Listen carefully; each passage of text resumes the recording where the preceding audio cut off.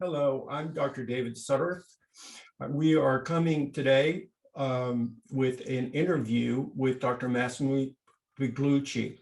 We're going to be talking about traumatic brain injury and relating that to philosophy. Dr. Pigliucci is a Stoic philosopher at the City University of New York. So if you have traumatic brain injury, you're very likely to have headache, you may be depressed, you may have anxiety. If you try to read Hegel, that could make all of these problems worse. Stoic philosophy is a practical philosophy. In fact, one of the major figures in Stoic philosophy has stated that Stoic philosophy is 10% theory and 90% practice. Stoic philosophy is the operator's manual for the gift of reason. It will help the individual place fears and other problems that they're having in a proper perspective. Stoic philosophy, however, is not just for individuals. It's also about the group, the community. Marcus Aurelius, for example, gave his own money to help plague victims. Dr. Pigliucci is continuing today in the same generous spirit and is joining us from New York. Dr. Pigliucci is a professor of philosophy, but if the department should close down, he only has to change departments. He also has a PhD in evolutionary biology. Dr. Pigliucci is widely published. He has published or edited 13 books and over 100 peer-reviewed works. He also recently collaborated with the Great Course series for a series on Stoic philosophy, which is entitled Think Like a Stoic, Ancient Wisdom for Today's World. Dr. Pigliucci has been interviewed on the Colbert Show. He has also been published in the lay press. Dr. Pigliucci came to my attention when I was in the throes of a neurologic crisis. At that time, I educated myself with a knowing doctor's help on Stoic philosophy, which I found very, very helpful. So we're going to go ahead and start with the questions. There was a lot of autobiographical information in the Great Course series in the first episode. You have a very interesting background. I was wondering if you could give us an idea about your childhood. What in your early years led you to become a Stoic philosopher? Oh, that's a good question. And thanks for having me here and for the nice introduction. Well, as you mentioned, actually, I do have another degree and another background in evolutionary biology. And when I was a kid, I wanted to become a scientist. Who knows how that exactly came about, but family lore says that I watched the landing of the Apollo 11 on the moon, and that sort of inspired me. First, I was interested in astronomy, and then eventually I switched to biology. And lucky for me, I grew up with my grandfather, who was very much encouraging that sort of interest. So I started my first academic career in biology, and I was a professor of evolutionary biology for a number of years. And then, and I never heard of Stoicism basically throughout that period, or at least I heard sort of vague references, but I was not particularly interested in it. And then, of course, at some point, midlife crisis hit. Nothing particularly terrible or unusual, but in the same year, I went through a divorce. My father died. I changed job. I moved to another city and bought a new house. Now, any psychologist would tell you that one of those events is stressful enough. When you get 4 or 5 of those in the span of a few months, then you start thinking, whoa, wait a minute, something is happening here. I need to pay attention. So that kind of triggered my little crisis, which spanned both my academic career, my professional life, and sort of my private life. Now, in the meantime, I had actually started studying philosophy at a graduate level. I went back to school and studied for a PhD in philosophy. And so I figured, well, what better than philosophy to address a ensuing midlife crisis? Let's see what kind of tools philosophy is going to give me to deal with current setbacks and uncertainties. And so I started looking around, and I consider a number of practical philosophical approaches, beginning with Buddhism, for instance, because a number of my friends told me that I should look into Buddhism, which I did. And it is an interesting philosophy. It is very useful to a lot of people, but it just didn't speak to me. Partly probably because of a different cultural background, but I didn't find the language accessible.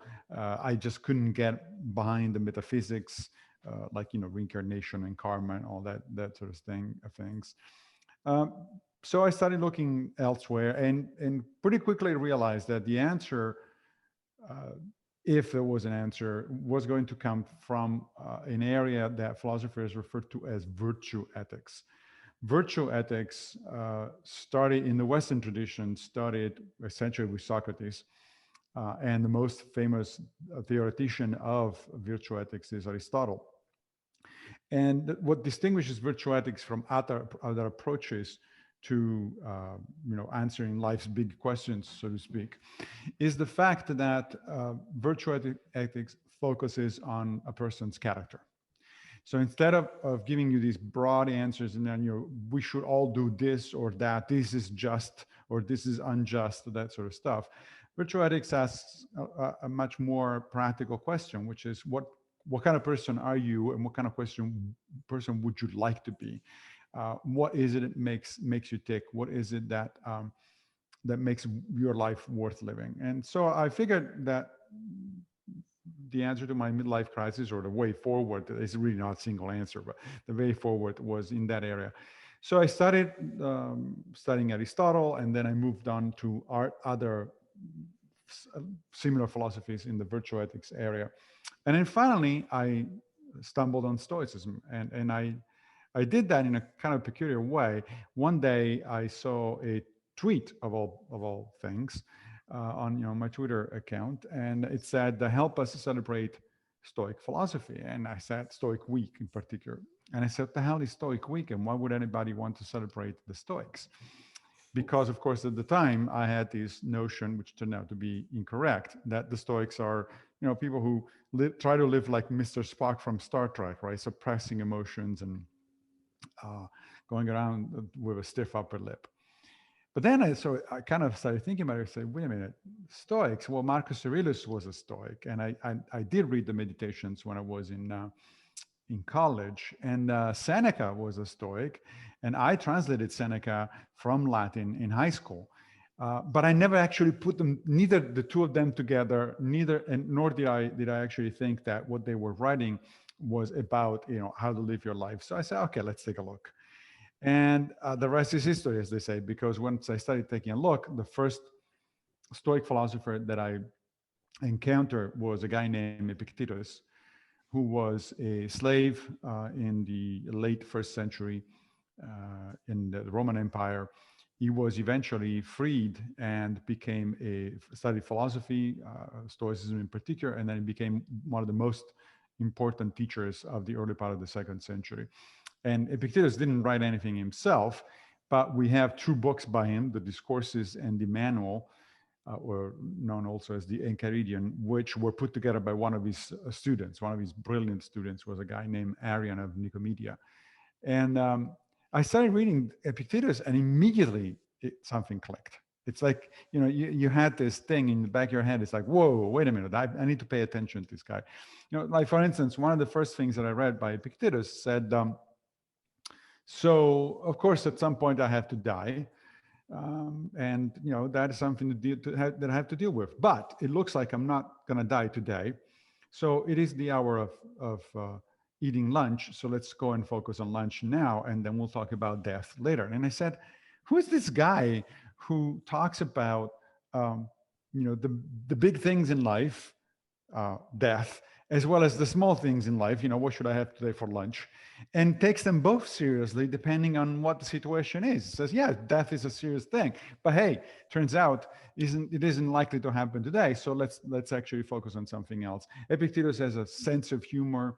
that borders on sarcasm. He's very straightforward. He's a very straight talker. His language is very accessible. And so I was hooked. And this was a number of years ago. And ever since, I've been a practitioner of Stoicism. All right. So at the university, I assume you're teaching young people. How are today's young people responding to the messages from 2,000 years ago? Surprisingly well.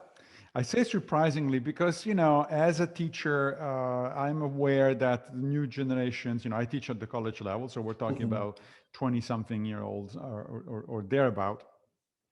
They have very different interests from what I had when I went to college. They live in a different world. Of course, I grew up in Italy, so just different culture anyway. But even modern Italy is a very different place from where I grew up. And so I was kind of, when I started introducing the Stoics at the City College where I teach, I actually started a course that it's called Practical Ancient Philosophy. And I had no idea how the students would respond, right? I mean, it was perfectly possible nobody was going to take the course. Instead, the course is sold out every time that I offer it. And the students really get into it because, for one thing, unfortunately, they grow up thinking, like many people, that philosophy is the epitome of uselessness, right? It's like, oh, what do you do? Oh, you're a philosopher. Well, what the hell do you do with a degree in philosophy, right? And instead, all of a sudden, they find themselves faced with something called practical philosophy. Right. And it's like, wait, what is that? How does that work? Not only that, but it's practical ancient philosophy. I am telling them that people who were alive 2,000 years ago or 2.5 millennia ago actually have something to tell to us denizens of the 21st century. So they are kind of surprised and intrigued at the beginning. And I can tell you that course is one of the best courses, the most rewarding courses that I teach at City College, because every single time the students respond very well. They open up, they start talking about their problems, their family problems, their aspirations, much more so than in any other class that I've taught or heard of. And so it turns out that, to their own surprise, people like Seneca, Epictetus, and Marcus Aurelius still have something to say. It shouldn't, however, be surprised if you think about it, because human nature hasn't changed that much. Of course, we're much more technologically advanced. Our science would be incredible by the standards of the ancient Romans and the ancient Greeks, right? And that is why we don't study Aristotle, let's say, in science classes. I mean, nobody studies Aristotle physics or biology because it is historically important. I mean, it was important that he did work on physics and biology, but obviously, if you're a modern physicist or a modern biologist, you're not going to learn much from Aristotle. On the other hand, if we're talking about ethics, which is understood, especially by the ancient Greeks and Romans, as the study of how to live your life, well, there we still have the same issues, the same problem. We still want the same things. We still want happiness, whatever that is. We still we still want to avoid pain. We still look for things like recognition and relationships and money and things like that. And so in that sense, things have not changed much, or if at all. And that is why ancient thinkers, the best of the ancient thinkers, are still relevant today. They still tell us something that is very much worth listening to. Oh, good. I want to talk briefly about your book, and I'll show in the editing, I'll show a better, I don't know if you can see that, I'll show a better picture. This is a handbook for new Stoics, how to thrive in a world out of your control. This is a book that I actually recommend to my patients. I think it's very effective, and above all, it's very practical. In the introduction, you state the following: betting on your own improvement is a guaranteed win with the biggest payoff. The goal of this book is to help you collect. So what are you promising us here, Doctor? So here's the notion. That book, I co-wrote it with my friend Greg Lopez, who is also a Stoic practitioner and a Buddhist practitioner, as it turns out. And he has a background in cognitive behavioral therapy, which is a modern type of psychotherapy. As you know, it's very effective, it's very evidence-based. And that was inspired in the beginning in the 1960s by Stoicism. The early cognitive behavioral therapists that actually read people like Marcus Aurelius and Epictetus, and they figured out that these people were onto something, which then eventually CBT practitioners sort of shaped into a scientific discipline, updating concepts and practices. And that is what we do in that book with Greg. What the book is about Stoicism, of course. It's 52 exercises that are address different areas of life. Anger management, for instance, or relationships, or how to deal with other people, and so on and so forth. And each exercise is inspired by one of the ancient Stoics. And so we introduce the basic theory from a Stoic perspective, but we also make sure that we update the exercise itself on the basis of modern scientific evidence about whether certain techniques work and how they work. But to go back to your original question, which is what is it that we're promising there?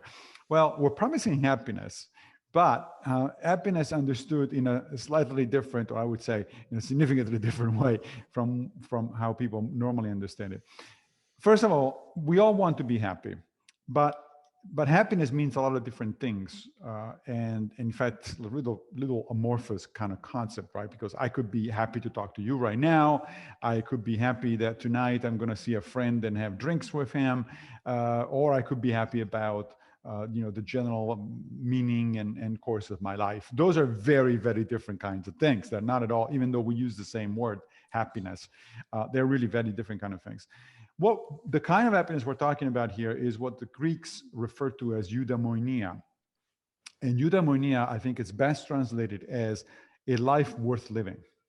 So the question that is addressed in the book, and the question that was of interest to the Stoics, is what kind of life is worth living? What kind of life is such that you get to the end of it, you look back and you say, I didn't waste my time here. It was I did a pretty decent job.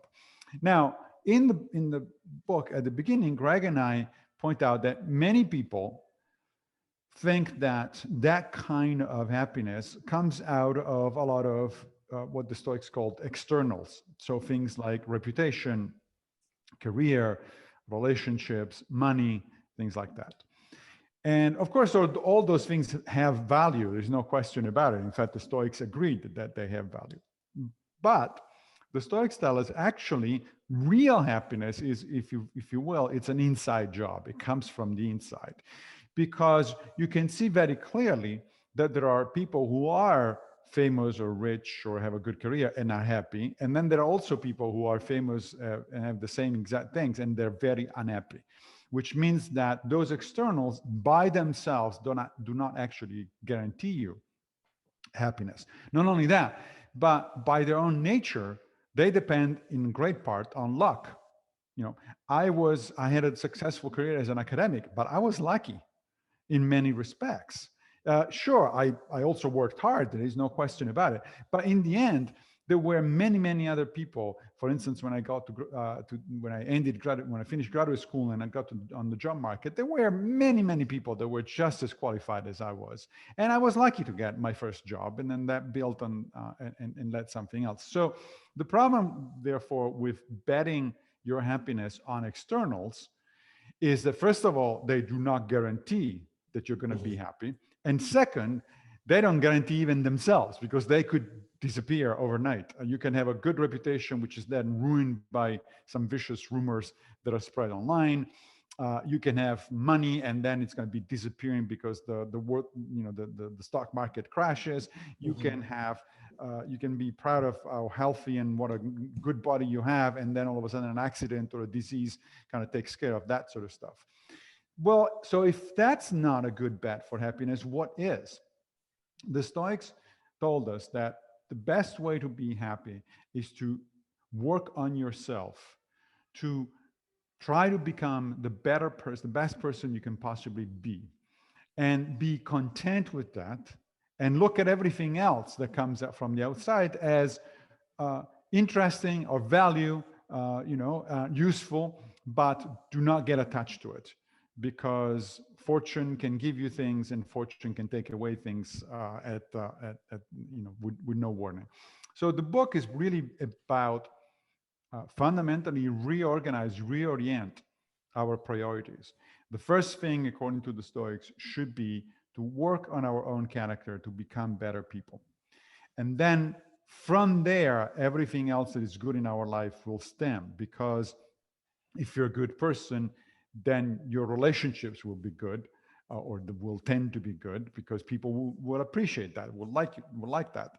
If you're a good person and you happen to be wealthy, you know how to use that wealth properly. If you are a good person and you have a good career, you will be able to use that career, to make use of that career properly. On the other hand, if you're not a good person, if you have bad judgment, for instance, then you can have all the money you want, the best career you like, the best, be as attractive as you like to other people, but eventually you're going to screw it up or not finding meaningful because you don't know how to use it. Right? All of the externals are, for the Stoics, tools. Right. And the game of life depends not on what tools you have, not as much on what tools you have, but on how you handle those tools. Mhm. You had a YouTube presentation or interview rather on philosophical journaling. I think that's very helpful for chronic illness, maybe particularly in traumatic brain injury. Could you tell us a little bit about that? Sure. That's a technique that the Stoics are very keen about, and also has been updated in cognitive behavioral therapy and in other types of psychotherapy. Essentially, it's a type of journaling or Mhm. personal diary, but it's done in particular ways. For one thing, the goal of journaling, of the evening journaling, as the Stoics referred to it, is again self-improvement. Is this notion that you want to analyze what you've done and ask yourself three questions fundamentally. What did I do wrong today? What did I do right? And what could I have done better? Why would you want to ask yourself those three questions? The first one, what did I do wrong? It's not so that you can start, beating yourself up and regret, indulge in regret and all that. The Stoics don't believe in that, because they say that the past is now outside of your control. It's done. Whatever it is, whatever happened, and it's done. The only thing you can do with it is learn from the experience.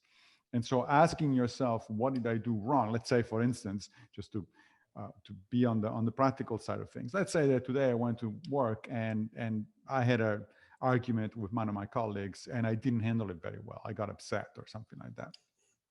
Well, uh, when I write my philosophical journal in the evening, I would point that out to myself, and I would say, "Hey, you did this today. What was that all about?" Right? And I will try to analyze, what was it about? Why did I get upset? Right? Why did I do the wrong thing? Now, the second question is, what did I do right? Well, perhaps a few minutes later, after this episode was over, I kind of got back into a better situation, and I went back to my colleague and I apologized. Right? Well, that is a good thing that I did, and that also Mhm. needs to be noted in my diary. Not necessarily just because of patting yourself in the back, although there's nothing wrong with that, but because now you have established 2 points of reference: what you did wrong, what you did right. Right. And the notion, of course, is that day after day, you want to move as much as possible away from the first one Mhm. and closer to the second one. The third question is perhaps the most crucial, which is, what could I have done differently, better? Again, the question is not asked so that you can indulge in regrets, like, oh, I should have done this or I should have said this, but because similar situations, more likely than not, will occur again. We all like to think of our lives as very interesting and infinitely varied and all that sort. But the reality is, we tend to do always the same things, more or less. Right? We get up in the morning, we go to work, we meet the same people, we do about the same things at home. Then we come back in the evening, and we are with our loved ones, the same people. And then during the weekend, you go out with your friends, and again, it's the same people in very similar situations. Of course, there are novelties once in a while, but largely our lives tend to be a series of recurring episodes. Therefore, uh, once you reflect critically on one of those episodes and say, okay, well, what I should have done in that particular case with my colleague was to realize that I was going to get upset about given the topic of conversation, for instance, and either control my upset and say, look, tell myself there is no reason to get upset about this thing. Just listen to what he's saying, and then we'll see. Or if you know that you, because personal experience, that it's going to be very difficult for yourself to control things, to control your reaction, then you could say, look, give me a few minutes. I need a little bit of a break, and then we'll come back and discuss it. So then in the meantime, you can go out for a walk, calm down, then come back and resume the thing. The reason you ask yourself, you will go through these scenarios because guess what? That conversation or a similar conversation with either that colleague or somebody else might happen again. It's very likely to happen again. But now the second time around, I'm ready. So that is the goal of the evening diary.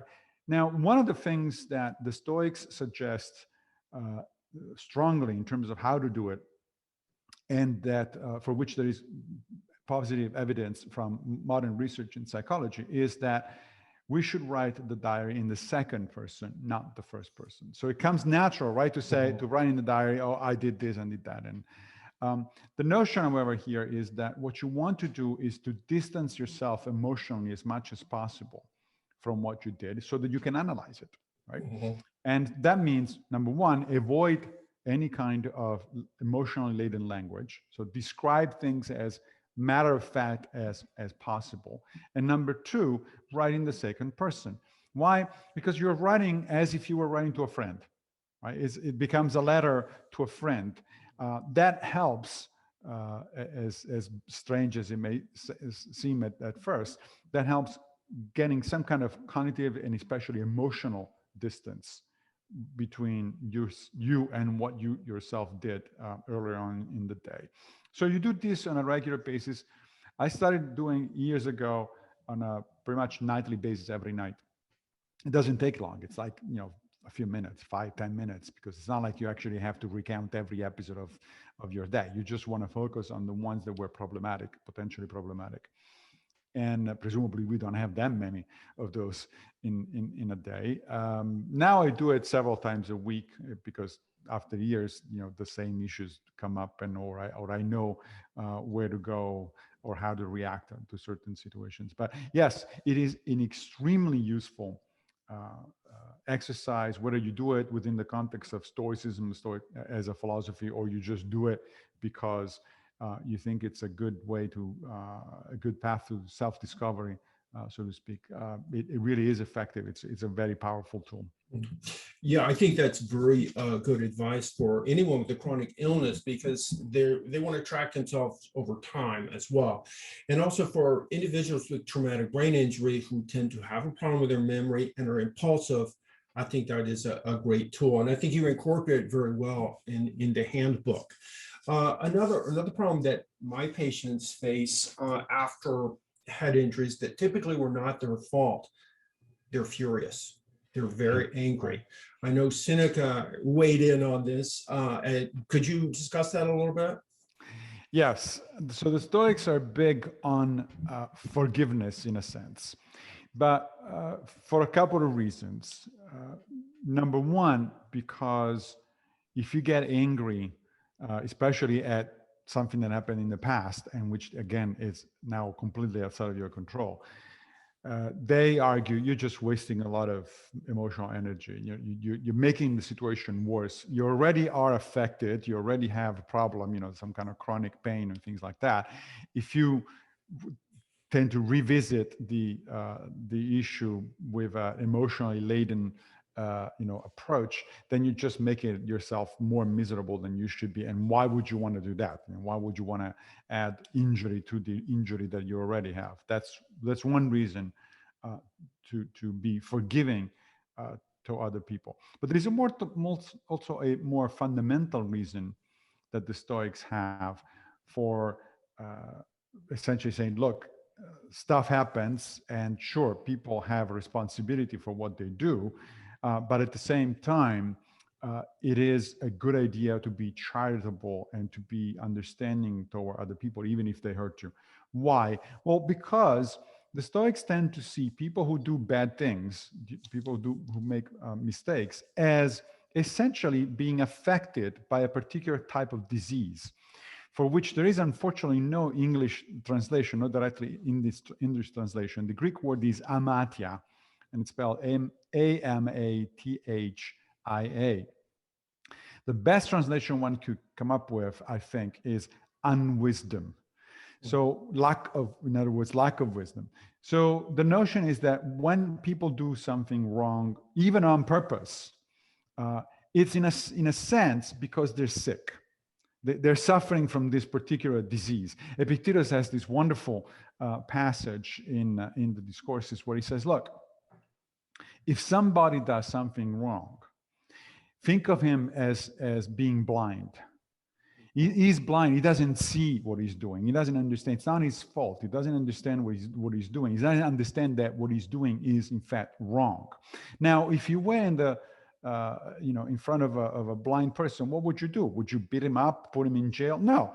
What you do is, first of all, to have compassion for him, because you say, well, the poor schmuck, he's blind, right? He's not as good as I am in terms of vision.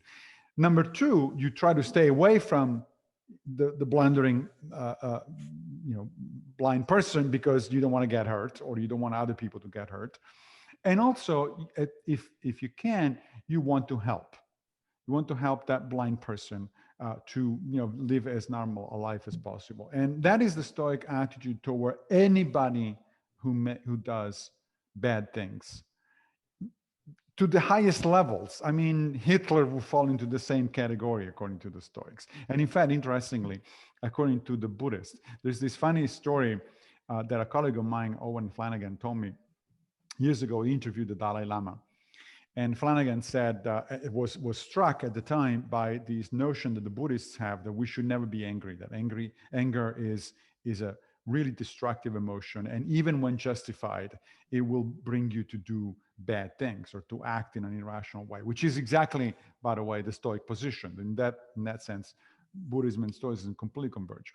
So Flanagan wanted to provoke the Dalai Lama on this question. He said, come on, are you telling me that if I had a time machine and I could go back in time, I shouldn't kill Hitler? And shouldn't I kill Hitler because I'm angry at what I know he's going to do later in life?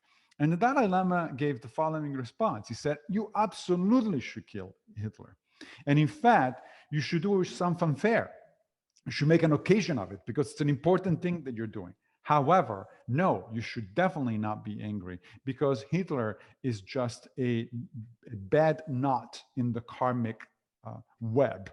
And he didn't ask to be that way. He was that way. He was sick. He was acting, he was doing things that he thought were right. The rest of us realized were absolutely horrible. But he couldn't help himself. And so he needs to be killed, but with compassion, right? Not with anger. And the same thing, I would say, at a smaller scale, presumably, goes for your patients. Whoever injured you, even it might have happened by accident, of course, truly by accident, right? In which case, it's hard to get upset because we all can make mistakes. We all can cause damage to other people, and that person is probably regretting what he did anyway. Or maybe they did it on purpose. But even if they did it on purpose, then the Stoic would say, well, yeah, they did it on purpose because they suffer from this malady. They lack wisdom, and so they should be pitied. You are in a better position because you can see what they did wrong, and they cannot see that. How does that help in practice? I think there is pretty good evidence that forgiveness does help, because it helps you to let go emotionally of certain traumatic events that otherwise would mark you for the rest of your life, that otherwise would be a source of regret and unhappiness. You already have a real problem. You got the pain to deal with, right? So focus on that and how to improve that situation, and also refocus your thoughts on the kinds of things you can do as opposed to the kind of things you cannot do. Let me tell you, if you don't mind, another little short story. This is from a friend of mine, Larry Baker, he died a few years ago. He was a fairly prominent scholar in ancient philosophy, and particularly in Stoicism. And he wrote a really interesting book called A New Stoicism. Now, the thing about Larry is that he was bound to a wheelchair for most of his life because he was hit by polio when he was very young, just before the vaccine was invented. And he spent a couple of years in an iron lung. Eventually, he recovered, but then, starting with middle age, the symptoms got worse again, which is what happens very, very, very often. So he was a professor, and he was getting frustrated because it got to the point that we would dread getting out of the office because there were stairs that he had to take, and so on and so forth. And so he went to a doctor to seek help. He went to a psychologist to seek help, and he noticed that the psychologist was blind. Right, and so they started talking about, so what does a blind psychologist do in this city? And the psychologist said, well, I grew up in New York City, but being blind, I figured this is not a great place to be as a blind person. I don't want to have to navigate the subway system as a blind person. So what did he do? He moved to a place where it's all flat, where there are no subways. Life is easier to manage. And basically, at some point, the message hit my friend Larry. He said, okay, so what this guy is telling me is, don't focus on the fact that you're in a wheelchair, or don't focus on the fact that you are blind, or don't focus on the fact that you have chronic pain. Focus on what is that you can do given your situation. Maximize your agency. One of the things that really makes us happy, one of the things that really makes a difference in life, is when we can act on things, when we can do stuff, when we feel that we are in control. But the trick that the Stoics would point out is that most people would want to be in control of everything, every aspect of their lives. And most people overestimate the amount of control that they actually have over their lives.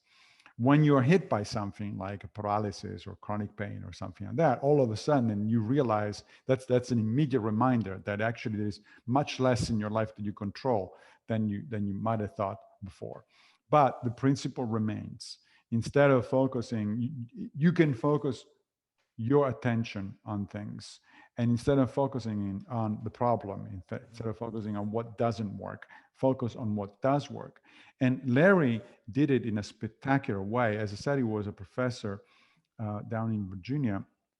He learned, this was before the invention of good voice recognition software, which he later on used in his life. But before that, he learned to grade his students' papers with his foot, right? Because he couldn't use his hands. His hands were basically paralyzed.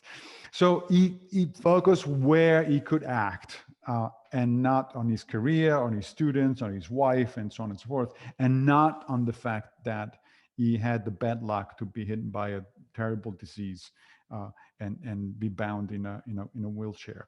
This was his life, and his life was going on from this point. It wasn't looking backward. Oh, that's a spectacular story. I'd like to talk a little bit about motivation.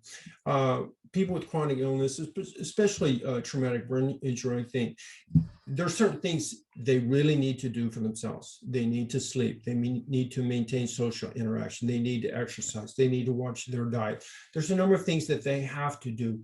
But if you have an injury like this, you may be depressed. There are a number of things that will work against you maintaining the activities that are absolutely essential for your condition.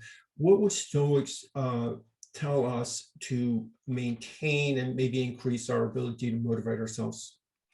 Yeah, that's an excellent question. And you're right that it's difficult to do those things under those conditions, but I would say it is difficult to do those things in general, right? I mean, we all know that we should eat better, exercise more, and do all sorts of things that we're not particularly inclined to do necessarily. Or, like for instance, I go to the gym on a regular basis. Well, not now because of the pandemic, but I used to, and I'm hoping to go back soon.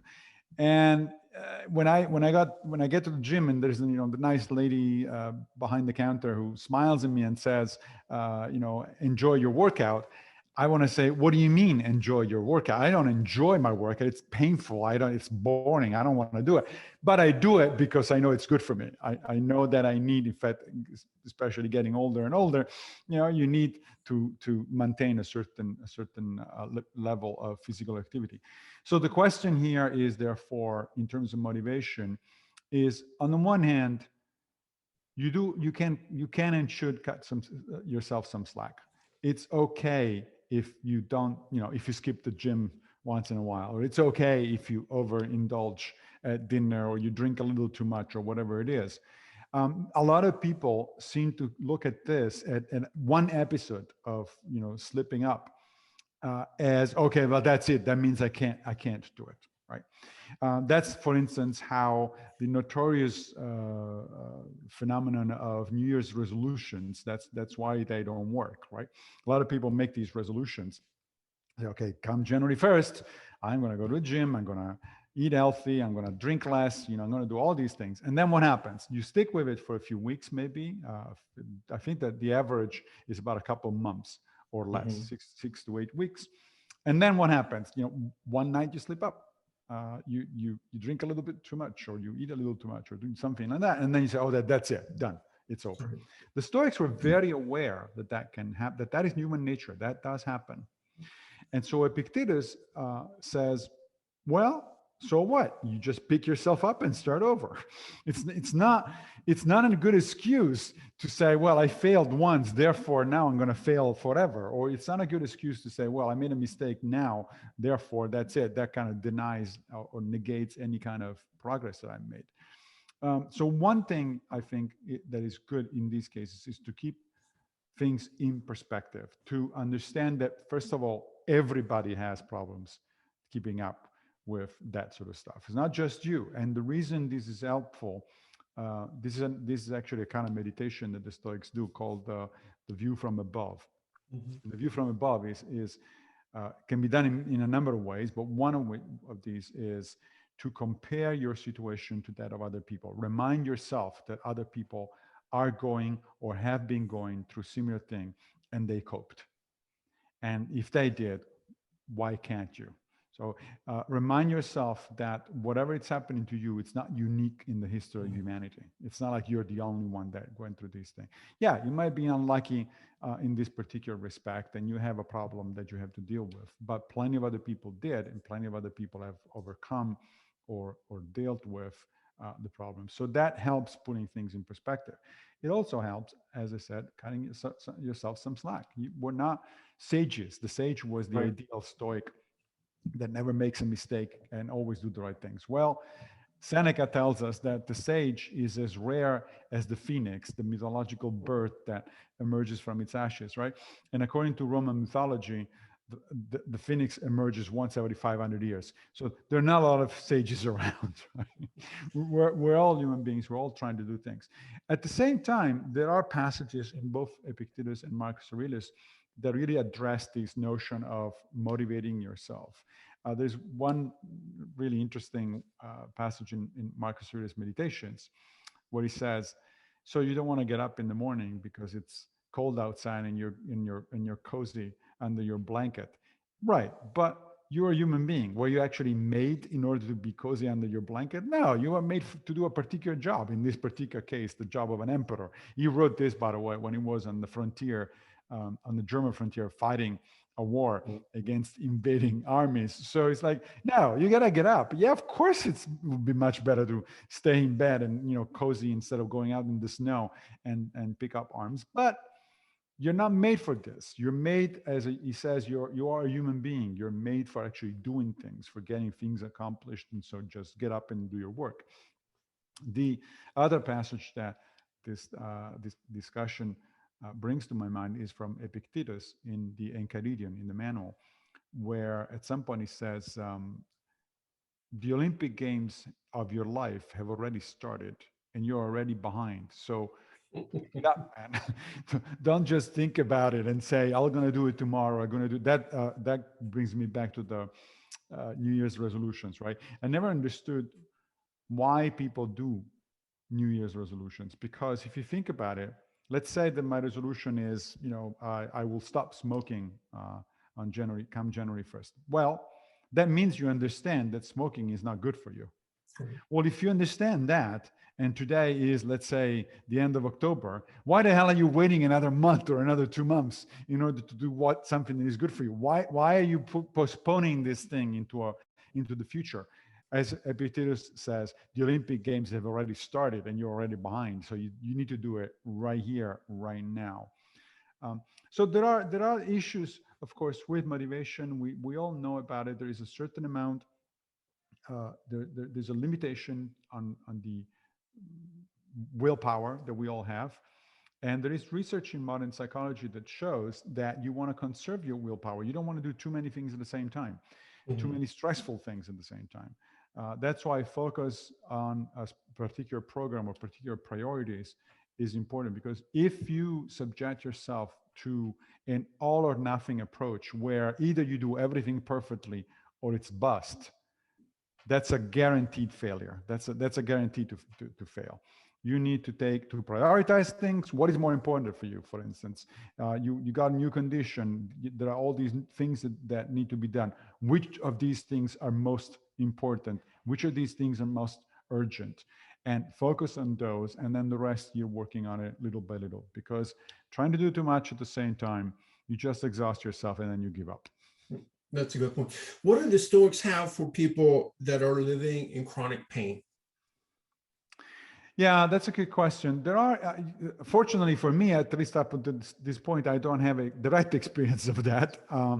But there are resources out there. There are actually people that are suffering from chronic pain and are practicing Stoics. And I would recommend. I might send you the links if you remind me. I would recommend articles written by people in the first person, because those are the people that actually are dealing with that situation, and they are in a better position to tell what worked and what doesn't work. But fundamentally, again, the approach is very similar to the Buddhist one, which is a lot, when it comes to pain, a lot, especially chronic pain, a lot depends on where you're redirecting your thoughts. If you're focusing on the pain, and if you keep focusing on the pain, the pain is generated in part by your own mind. Of course, it's a physiological signal of something wrong in the body. It's not like you're just making it up. But there is plenty of research, for instance, that shows that people with pain, chronic or not, don't feel the pain if they or if they feel much less if they refocus their mind on something, on a task, or that's one of the reasons why meditation, for instance, is helpful for managing chronic pain. It's not going to go away, but you can manage it, and you can make it part of the background, so to speak, of your life, and not the focus of your life. So a lot of what the Stoics have to say and the Buddhists is, we have an ability, especially if we train ourselves, to refocus our mental attention to certain things. And one of the best tricks is to refocus on things that are either pleasurable or that absorb you in terms of attention. Because the human mind cannot pay attention to more than one thing simultaneously. A lot of people these days, especially my students, have a hard time understanding this concept. They think that they can multitask, right? So they can follow me in class and then at the same time check their cell phones and message their friends. It's like, no, the brain doesn't work that way. We can only do one thing at a time. When you think you're multitasking, all you're doing is to shift very quickly from one task to another, which means that you're doing all of those tasks less well than you would if you were actually paying attention. Mm-hmm. That is a limitation in some sense of the human brain, right? Wouldn't it be nice that we might actually be able to do multitasking? But at the same time, it's an advantage, because it means that you can, since attention is a conscious property, you can consciously direct your attention here or there. Then it's a very powerful tool for managing things like chronic pain, because you can train yourself to redirect your attention gently, mildly. The Buddhists have all sorts of meditations where they teach you to let go of certain thoughts very mildly, very gently, nudge them away, not just push them away. Because if you start pushing away, that's actually a way to focus on that thought, and then it gets stuck in your mind. Then you keep going there. So I would say there are techniques to learn how to refocus your attention, and those are really fundamental for dealing with chronic pain. The other thing is acceptance. Mhm. So one of the fundamental Stoic principles is sometimes it's called the dichotomy of control, and this comes from Epictetus, where at the beginning of the manual he tells us some things are up to us and other things are not up to us, and a good life consists basically in focusing on things that are up to us and take the rest with equanimity as it comes.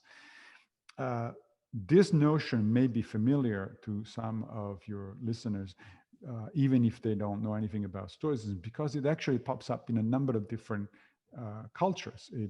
It's found in 8th century Buddhism, in 11th century Judaism, and even in 20th century Christianity. Perhaps the most famous rendition of it is the Serenity Prayer, right? Which is usually recited at the beginning of meetings of 12-step organizations like Alcoholics Anonymous. Now, the Serenity Prayer asks God to give us the wisdom to tell the difference between what we can change and what we cannot change, the courage to change what we can, and the serenity to accept what we cannot, right? Well, that's essentially the Stoic dichotomy of control. And it's not a coincidence at all. The Stoics influenced the early Christians directly. So there's a direct line of descent there. And so while what I was saying earlier, refocusing your attention, redirecting your attention, that is the part that is up to you. So that's one side of the dichotomy of control. The other side is developing this attitude of acceptance. You just have to make peace with the fact that you suffer from a certain condition, and that, wishing that you didn't have it or wishing that it hadn't happened or something like that is entirely irrelevant. In fact, it simply makes you more focused on the problem rather than on positive ways forward. So acceptance is a very important part, not just for chronic pain, but pretty much for anything not positive that might happen in our life.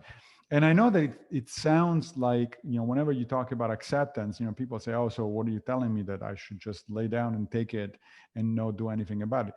No, that's not what I'm saying at all. The first half of the dichotomy of control is about focusing on what you can do and actually do it.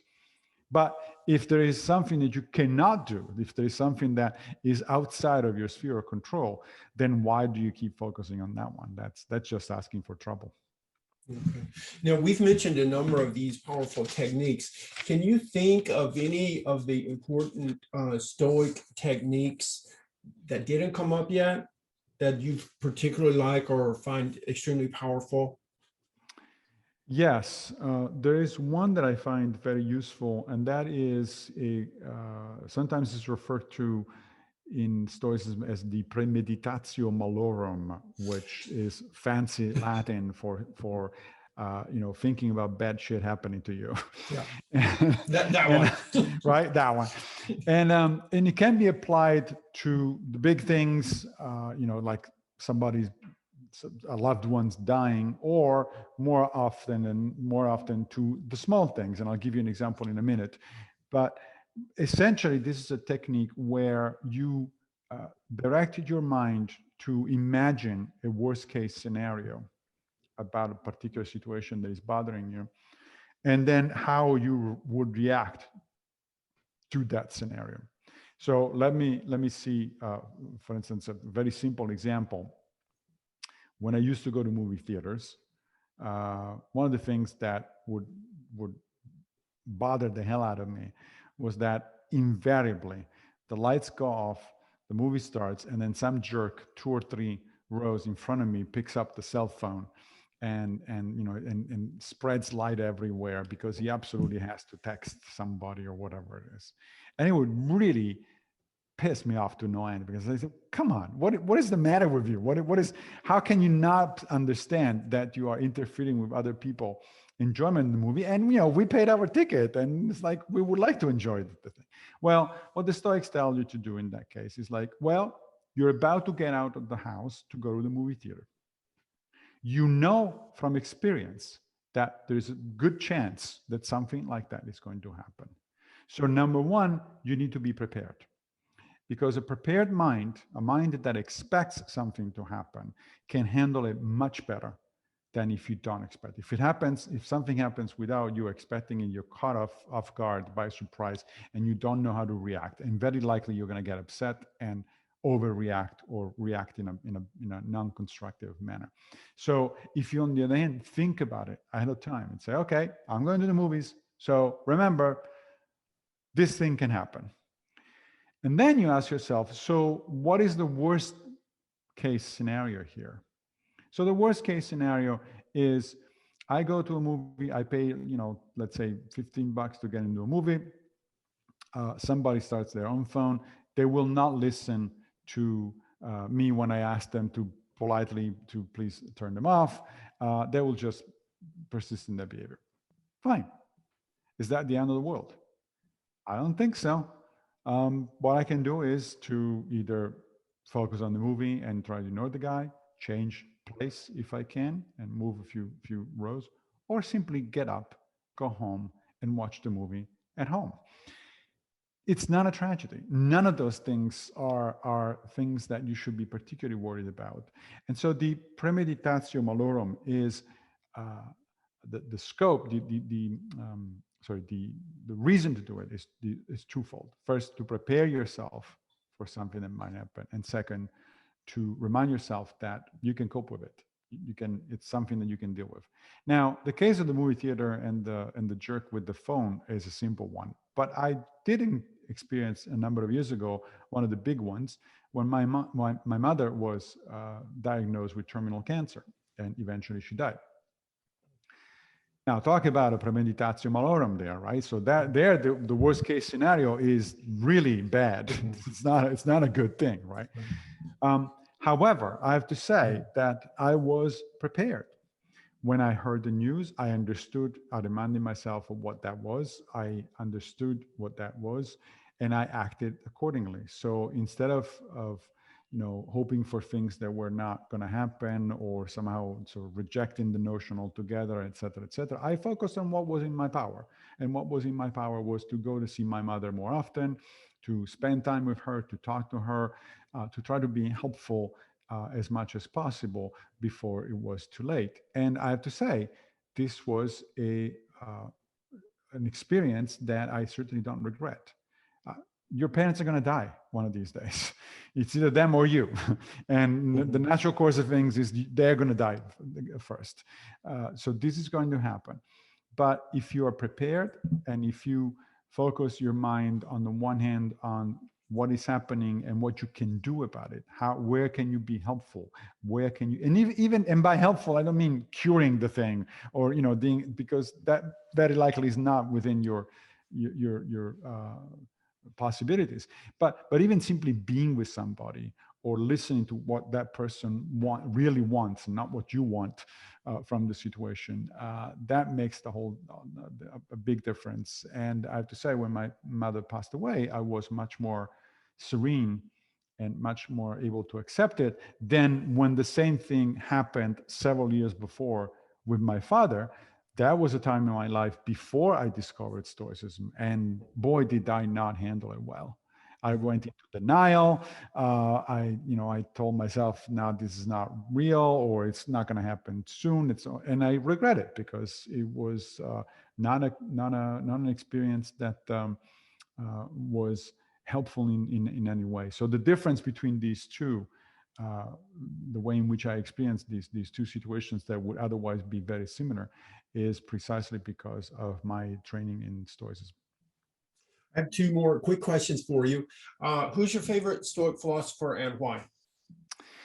Well, I wanted to say Epictetus, even though the Stoic philosophy, each one has their own, special voice. I love reading Marcus Aurelius because he's broody and you can feel the struggle, the internal struggle of a person that is about to die because he wrote the Meditations late in his life.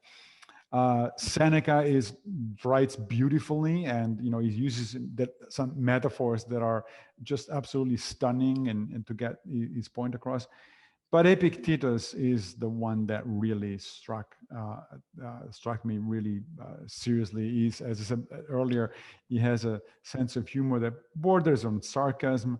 He's very blunt. He doesn't kid around. He just tells you straight as it is. He has a very, very approachable language. And his own life was truly a Stoic life. He started out as a slave, as I said, and then he made his way. Eventually, he was freed, but he educated himself, and then he became one of the most important teachers of the early part of the second century. He was also politically active, so much so that he bothered the Emperor Domitian enough for Domitian to send Epictetus into exile, which was one of it was the worst punishment possible other than death at the time.